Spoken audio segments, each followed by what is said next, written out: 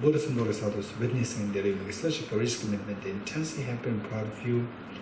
This pride and happiness invokes the compassion of omniscient minds to ascend for nectar service within life with all human sentient beings.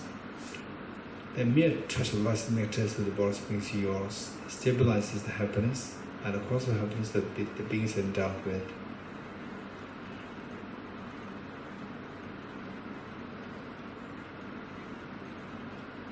And you witnessing such a miraculous happening to us all human sentient beings, you're intensely happy. Take 3 deep breaths, sound the relief.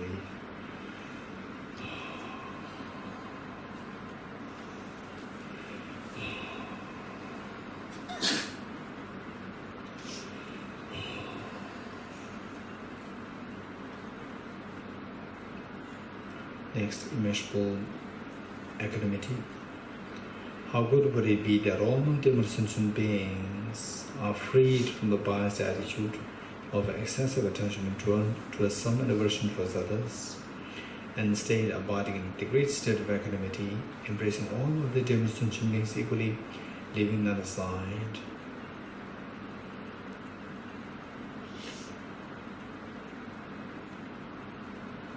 May all my dear sentient beings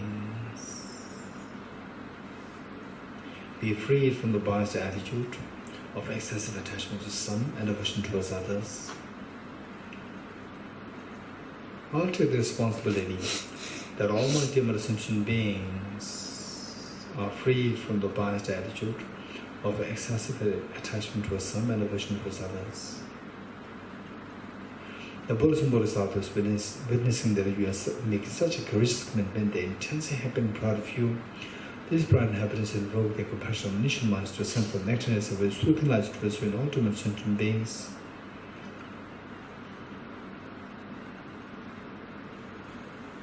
The mere touch of the lights and nectars with the bodies beings yours frees the beings from the biased attitude of excessive attachment to some and aversion towards others, instead making them abide in the great state of equanimity, embracing all of the human sentient beings equally, leaving them aside.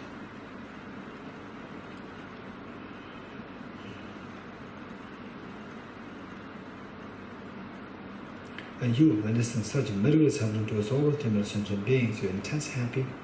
Take 3 deep breaths and relief.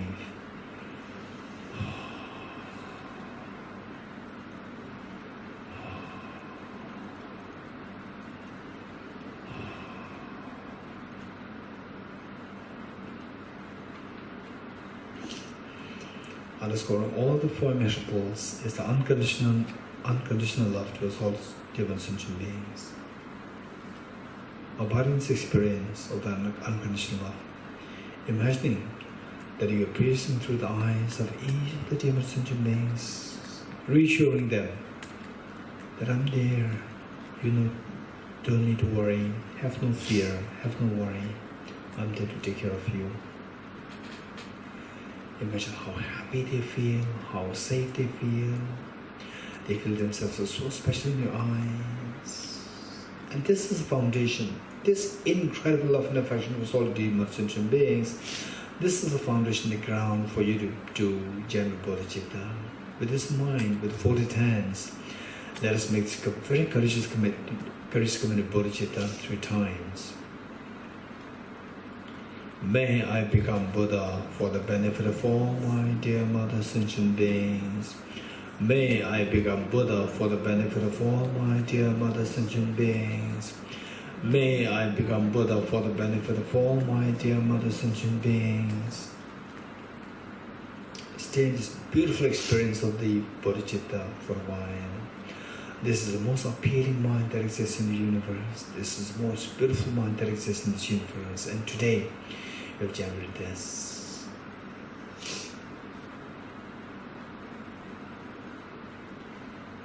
Slowly transform this beautiful mind Bodhicitta into a spotlessly clean white moon disk, 1 inch or 2 inches in diameter, horizontal sitting very hard.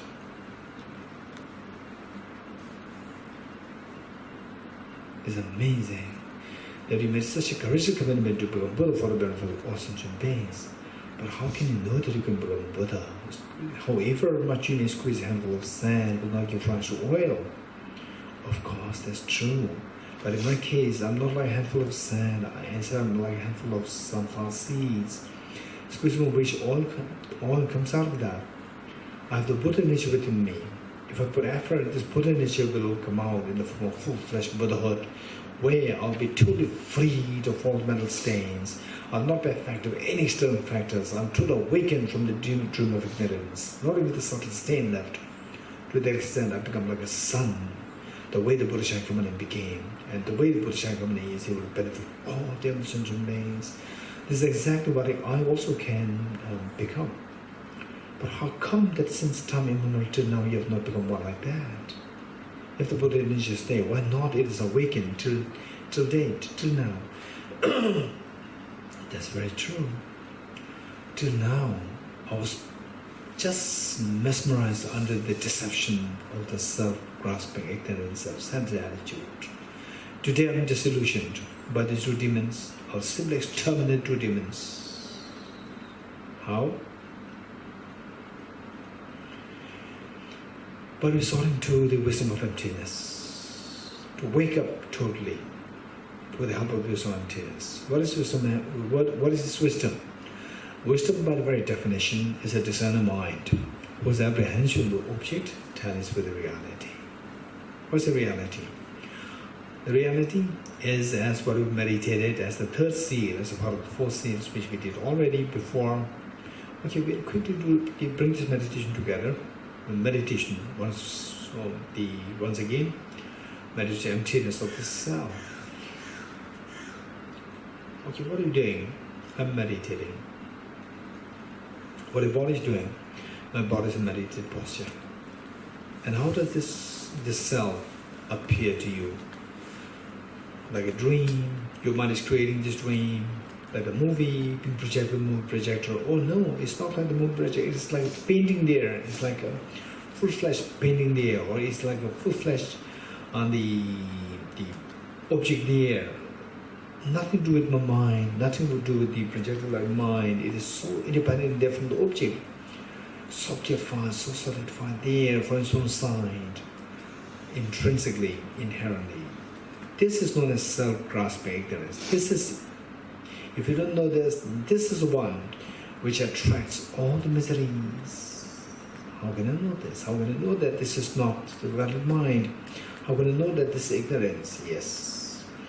If this self does exist the way it appears, so objective, so solidified there, remember what Arjuna said. If the mirage were to be water, why not those fools by the mirage see water? Likewise, if this person would exist objectively, why do I not see this self, this I, this person, as I go closer to this object? Okay, let us now go closer to this object. Going closer to the object, we see that first, we see a very thin layer of the skin. And of course, this thin layer of the skin is not me. Just simply ignore or keep aside all those which are not the self. You are looking for the self by going closer to the object to see if it exists objectively. And anything which is not a self, just discard them or ignore them. So thin layer of the skin is not the self. Behind that is the fatty tissues. Of course, that is not me. Behind that is the cartilages and the muscles. Of course, not me. And then the bones, the whole skeleton, the big skeleton there, the bones, not me. Bone marrow is not me. Heart, the lungs, the spleen, the kidney, gallbladder, liver, none of the solid parts is me. These solid parts cause you the element of earth. The element of earth does not me, keep that aside. Element of water, the blood which is pumped in and out by the heart to all parts of the body. Of course, that is not me, keep that aside. Element of fire, the body heat. The body heat rises, it decreases, but itself does not increase and decrease. Of course, this body heat is not me, keep that aside.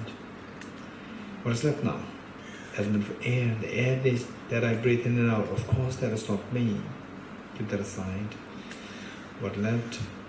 and space. The space is vacuum in nature and a soft person in nature. Of course, the space also not be given aside. What is that? Now only the consciousness is left.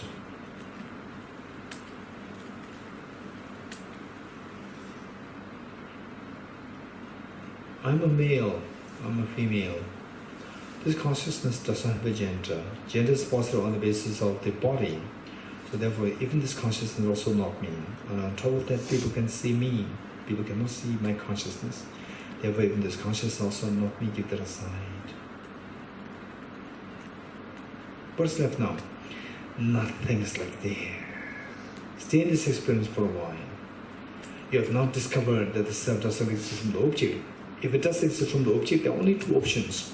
Either the six elements should be the self, or different from the six elements. Removing the six elements, then they should be the self different from the six elements left there.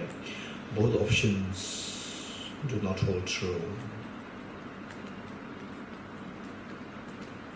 Okay, two questions. What are you seeing now? I'm just seeing the six elements. Where is this person who you earlier saw as objectively meditating, objectively real? That person disappears. Then what are you seeing? I'm seeing six elements. Six elements is not the emptiness. This is a positive phenomenon. But this should be seen, this perception of the six elements should be seen as the stepping stones to get to the next level, which is the level of balance and emptiness. With this understanding, it's just the six elements and the absolute six elements. Ask the second question: where's the self? This self is empty, it disappears, it is empty there. Okay, empty there means you are seeing the oscillate of the emptiness of self. This is the non-affirming negative, this is emptiness. Grab that experience and stay in this experience for a while.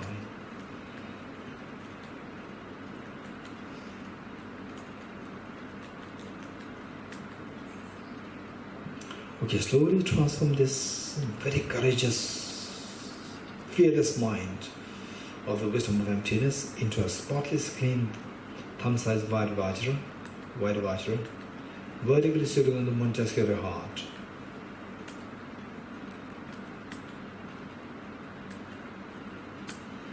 It's amazing that you have these two bodhicittas. There is Vajra moon, the moon symbolizing the conventional bodhicitta, which is the altruistic intention to become Buddha forever and fall sentient beings. It's amazing.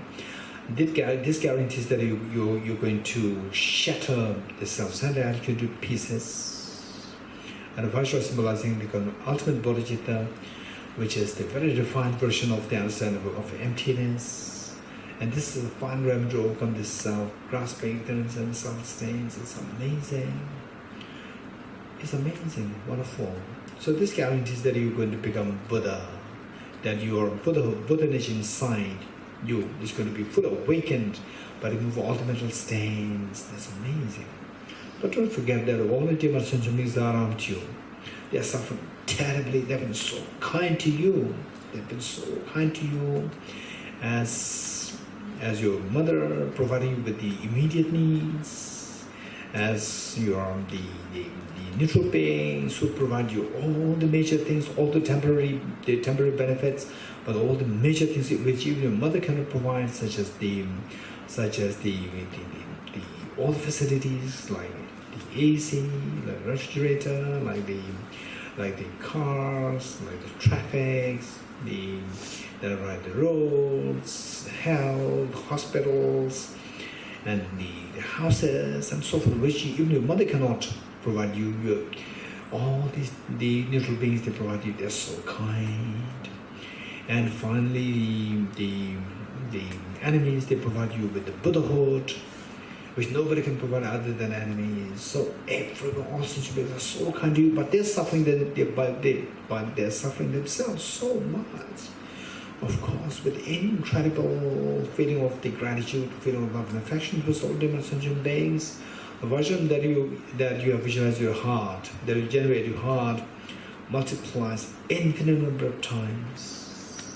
Infinite number of times. Share once said, with your mother at the heart. One set with your father at his heart. One set with each one of your family members, including your children. And one set with each one of the beings, the human beings, the animals, the insects, the spirits, the celestial beings, hungry ghosts, the hell beings who are here in this kibbutz, the Yeruhem, or the kibbutz Bodhicitta, and all the beings in Israel. Share one set with each one of the beings of the world, one with each one of the sentient beings of the entire universe. Okay, because of your kindness, now everyone, all sentient beings, they're connected with the presence of Bodhicitta and bliss emptiness. The fun means to eradicate, to dispel the mental defilements in the complete form, thereby guaranteeing that the Buddha nature is going to be awakened fully, that each one of them will become a sun, become like a sun, not being affected by any external factors, experience the greatest of the fearlessness, and experience of the infinite happiness. Amazing. Don't forget that all the Buddhas and Bodhisattvas, they're watching us. They're so happy they're watching us. Of course, why not we invite them? Invite all the Buddhas and Bodhisattvas to be a guest, to be the witness to undertaking the ceremony of taking the aspiration Bodhisattva vow. As a gesture of request, making this request, along with all dear sentient beings, they will slowly stand up to make three prostrations to all Buddhas and Bodhisattvas.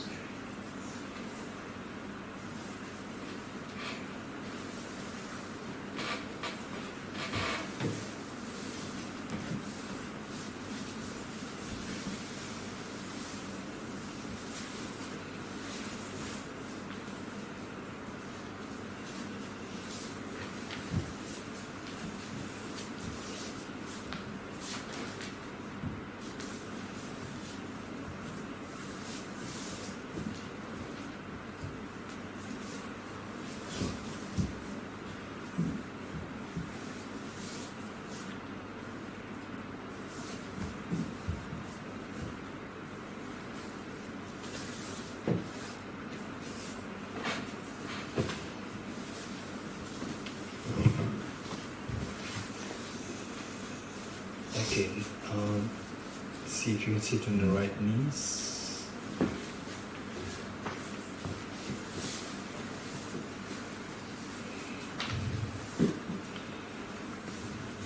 Page 34.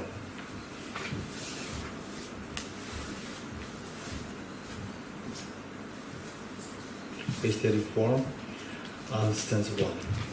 So wholeheartedly, okay, today is the last day of the Bodhicitta retreat. Let us take this opportunity and let us wholeheartedly invoke, reinforce the visualization of the Buddhist Bodhisattvas in front of us, so loving, so caring, and all the dear sentient beings, your parents, your children, your family members, your friends, everyone, human beings, animals, insects, hungry ghosts, hell beings, celestial beings, and everyone is on you. This is incredibly great. They say the opportunity that we given to all human sentient beings. Otherwise, imagine all these tiny insects in the kibbutz. How come that they will get an opportunity to be part of such auspicious, such a precious the event as taking the aspect Bodhisattva vow, and today you are giving this opportunity to all human sentient beings. Is amazing. Okay, with this in mind, keep in mind that the Buddhas and Bodhisattvas, how they are watching us now, how they are being the witness here. It's like they say the young girl, age 4, age 5, and a young boy, the age 4 or 5, for the first time in his or her life, making a public performance. So they, the parents, were so excited, so proud, and you inform your parents that this is what is happening on behalf of my school. happening tomorrow, and the parents are so happy. Parents just then left everything what they have to do in order to take part in this your performance, and take part meaning they as audience, and they to make sure that to give you moral support, to give you the feeling of assurance that they are there, and they wave with their hands telling you that we are here. For them, this is what you're doing is the most important thing in their life. So this is exactly what all the Buddhas, Bodhisattvas are feeling today. They are so happy, like these two parents. They are watching, observing, giving full attention, giving full attention to you. What are you doing now? And all Buddhas, Bodhisattvas, you're inspiring them. They're happily joining you, and you wholeheartedly take this as no Bodhisattva vow.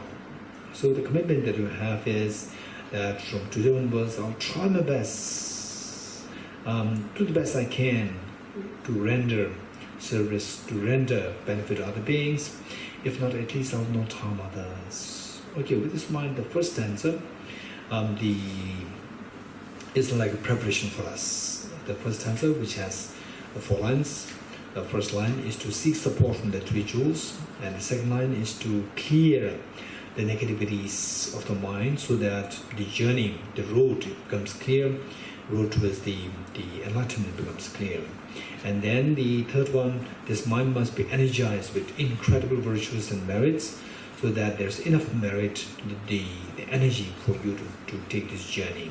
And finally, the purpose of all these things, the factors intact, the road being very clear, and the car of the mind having enough merit to travel to Buddhahood. What I'm going to do with this, I'm going to go to the destination of Buddhahood for the benefit of sentient beings. Okay, with that in mind, let us say this stanza 3 times together wholeheartedly.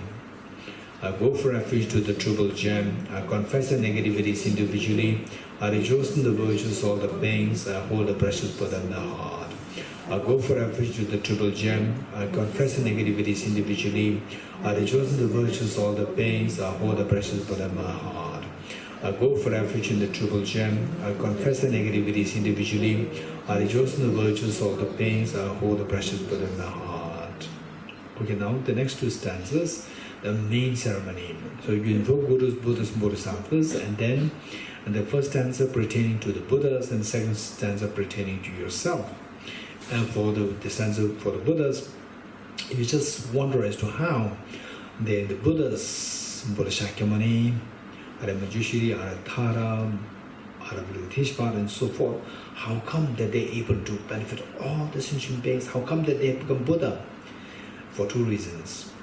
Initially, they were driven by they generated very strong and the motivation of Bodhicitta, wishing to become Buddha for the benefit of all sentient beings. They made such a courageous commitment to that I will become Buddha for the benefit of all sentient beings. 1. To materialize, now number 2, to materialize the aspiration of this Bodhicitta, they engaged in the Bodhisattva deeds, such as the 6 perfections and 10 perfections. If this is how they become Buddha now, I will also follow the footsteps. I will also generate the very strong determination to become Buddha for the benefit of all sentient beings. And number 2, to materialize this aspiration, I will also engage in Bodhisattva deeds, such as 6 perfections and the 4 professions, making 10. Okay, this is what I'm going to say wholeheartedly. There's a great opportunity today, from tomorrow onwards. Just see if you can do it at your home, and particularly that we are doing in a group. Doing group, it has a tremendous power and incredible, unique significance and power. So therefore, let us not miss this opportunity. Okay, 3 times. Gurus, Buddhas, and Bodhisattvas, please pay heed to me. Just as previous Buddhas have generated the mind of Bodhicitta, and just as they successfully dwell in the Bodhisattva practices, likewise for the benefit of all sentient beings, I'll generate the mind of Bodhicitta, and likewise shall I too successfully follow the Bodhisattva practices. Gurus, Buddhas, and Bodhisattvas, please pay heed to me. Just as previous Buddhas have generated the mind of Bodhicitta, and just as they successfully dwelt in the Bodhisattva practices, likewise for the benefit of all sentient beings, I will generate the mind of Bodhicitta, and likewise shall I too successfully follow the Bodhisattva practices. Gurus, Buddhas, and Bodhisattvas, please pay heed to me. Just as previous Buddhas have generated the mind of Bodhicitta, and just as they successively dwell in the Bodhisattva practices, likewise for the benefit of all sentient beings, I have generated the mind of Bodhicitta, and likewise shall I too successfully follow the Bodhisattva practices. Okay, with this third repetition, imagine that you have received the aspiring Bodhisattva vow, and you rejoice in this. Feel this tremendous rejoice. And the two parents, seeing that your child, your eldest, your daughter, very young girl, young daughter and young son, two of them made such a beautiful performance. They are so proud, so proud, so proud to see what is being done here. This is about exactly all about Bodhisattva. They feel so proud of us today. Since time immemorial till now, had it been the case that we have actually engaged in such an active practice continuous for some time, by now we've already become Buddha to benefit all sentient beings.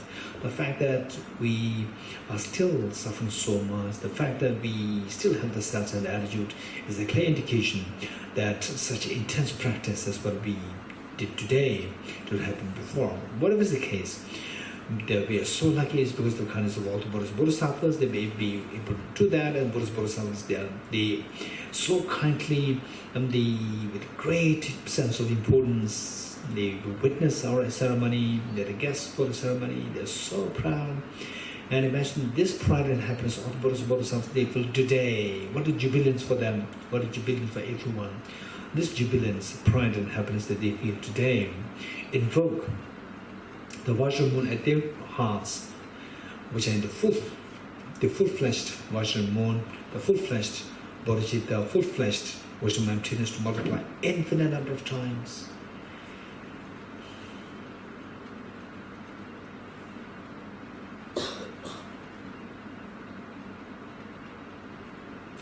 In barrage, like rain shower, these replicas descend to merge for the one that you visualize your heart, at the heart, with the Vajra moon at your heart. They become non-dual, they are stabilized and blessed. Likewise, the innumerable numbers of the number of the Vajra moon, the replicas from the Buddhas and Bodhisattvas in barrage, they, like rain shower, they descend to merge with the one that you visualize the heart of your mother, at the heart of your father. They will become non-dual, stable, and blessed. Likewise, at the heart of all of the members, including children, at the heart of each and everyone here in the Kibbutz's Bodhicitta, each and everyone in the entire world, in the entire universe. Amazing. Now, all the sentient beings, they have the Vajra moon. Not only they have what they have, they are blessed by all Buddhas and Bodhisattvas. Amazing. This is the greatest gift that you're going to offer to all the dear sentient beings. And today, you did it. And this you cannot think of anything better than this as the greatest offering to all Buddhas and Bodhisattvas. And today, we made it. And this is the greatest meaning of your life, and today you made it. And you've extracted the greatest meaning out of your life, and today you've extracted this. It's amazing, so meaningful. This is really something which is worthy to be celebrated, and it's all happened because of the kindness of all the Buddhas and Bodhisattvas. As a gesture of thanking them, wholeheartedly thanking them, along with it, all the sentient beings, let us slowly stand to make 3 prostrations to all the Buddhas and Bodhisattvas.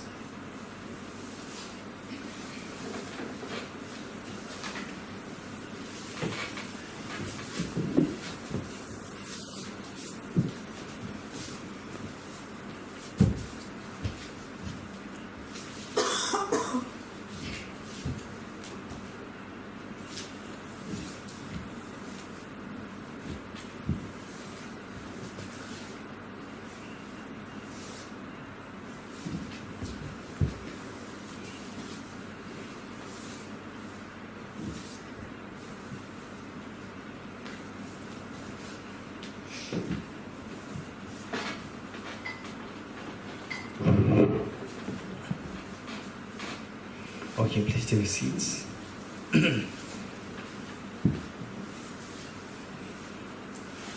Page 35.